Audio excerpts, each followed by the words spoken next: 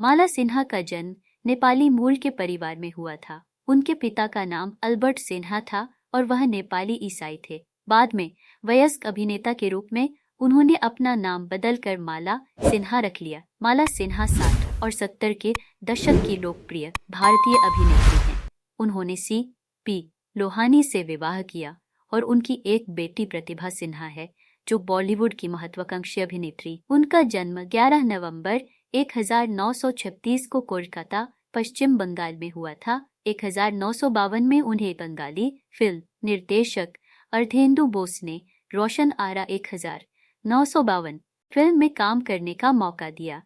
उन्होंने कलकत्ता में कुछ बंगाली फिल्मों में काम किया। वह एक बंगाली फिल्म की शूटिंग के लिए बॉम्बे गई थी, जहां उनकी मुलाकात बॉलीवुड की मशहूर पार्श्व गायिका गीता दत्त से हुई। उनसे प्रभावित होकर गीता ने उन्हें फिल्म निर्देशक केदार शर्मा से मिलवाया, जिन्होंने माला सिन्हा को अपनी फिल्म रंगीन रातें की नायिका के रूप में लिया।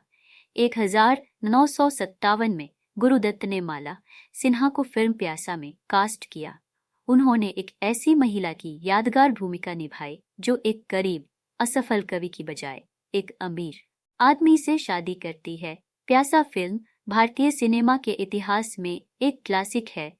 माला सिन्हा के करियर ने एक बड़ी छलांग लगाई जब उन्होंने स्टार अभिनेता राज कपूर के साथ 3 फिल्में साइन की। परवरिश 1958, फिर सुबह होगी 1958 और मैं नशे में हूँ 1959। उनकी कुछ अविस्मरणीय प्रस्तुतियां हैं: धूल का फूल 1959, हरियाली और रास्ता 1962, अनपढ़ 1962, गुमराह 1963, बहुरानी 1963, जहां आरा 1964, हिमालय की गोद में 1964, आसरा 1966, आसरा 1967, तो कलियां। उन्हें ज्यादातर ऐसी भूमिकाएं पसंद थीं जिनमें उन्हें एक मजबूत महिला के रूप में दिखाया जाता था। 1966 में नेपाली फिल्म मैती घर में अभिनय करते समय माला सिन्हा को फिल्म के हीरो C.P. लोहानी से प्यार हो गया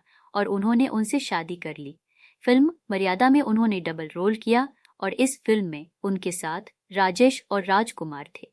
फिल्म फिर सुबह होगी फ्योदोर दोस्तोयेवस्की की क्राइम एंड पनिशमेंट पर आधारित थी, जिसमें माला सिन्हा ने अपने बेहतरीन अभिनय से सभी को हैरान कर दिया था। मिलती है जिंदगी में, मोहब्बत कभी कभी और चांद सी महबूबा हो मेरा जब। मैंने ये सोचा था, अपनी दिलकश हंसी, लाजवाब एक्टिंग और मोहक अदाओं से लोगों को दीवाना बना देने वाले माला सिन्हा ने 40 सालों तक बॉलीवुड पर राज किया। इन सालों में एक्ट्रेस ने एक से बढ़कर इस समय दी, जो कि सुपरहिट साबित हुई। 60 से 80 के दशक तक उनका नाम हाई पेड एक्ट्रेस की लिस्ट में भी शामिल था। उनकी एक्टिंग और खूबसूरती का मेलजोल ऐसा था कि लोग उनको देखकर अपना दिल हार जाया करता थे। लेकिन इसी बीच माला सिन्हा के साथ एक ऐसा वाकया हुआ था जिसने उनकी पूरी जिंदगी को ही बदलकर रख दिया था। दरअसल उनके घर पर इनकम टैक्स का छापा पड़ा था। उस दौरान एक्ट्रेस के घर के बाथरूम से नोटों की गड्डियां बरामद हुई थी, जिसकी वजह से उन्हें कोर्ट भी जाना पड़ा था। इसके बाद जब सबके सामने एक्ट्रेस की कोर्ट में गवाही सामने आई तो उनके चाहने वालों का दिल टूट गया।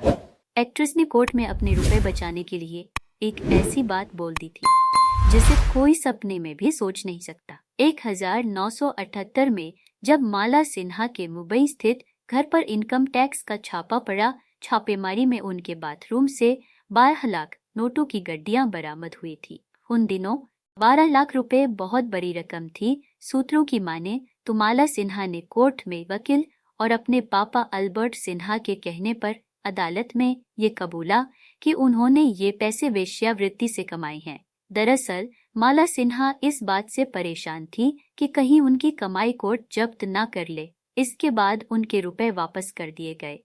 माला सिन्हा की पहली फिल्म 1954 में आई थी और 1985 तक वह लगातार करती रही। 1985 में दिल तुझको दिया निपटाने के बाद माला को लगा कि बढ़ती उम्र और ग्लैमर के अभाव में उनका जमाना सिमट गया है। माँ और दीदी जैसे कैरेक्टर रोल में वे आना नहीं चाहती थीं।